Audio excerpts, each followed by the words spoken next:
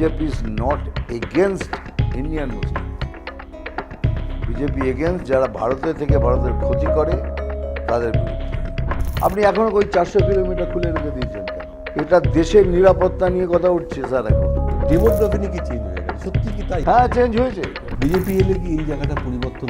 একদম, মানে without notice this party has become famous for corruption. দেখুন, ভাতা দেওয়া ভুল নয়, ওটাকে অভ্যেস করে দেওয়া ভুল। যদি বিজেপি সরকার গঠিত করে আর আমি যদি তার দায়িত্ব পাই, তাহলে আমি 10-20টা ঝাঁটা নেব, আগে পশ্চিমবঙ্গটাকে সাফ করব। 294টা সিটে আমাকে দেখে আপনারা ভোট করুন। তাহলে বলতেই পারি মমতার বিকল্প মিঠুন চক্রবর্তী রাজ্যে। ইফ ইউ ইনসিস্ট এই মুহূর্তে, ওকে, যদি সত্যি করে তৃণমূলকে আপনারা হারাতে চান, তাহলে আসুন সবাই মিলে একসাথে ভোট করি, পরিবর্তন করুন। নাহলে এটুকু আপনাদের বলে দিচ্ছি, এই রাজ্য আর সে রাজ্য থাকবে না।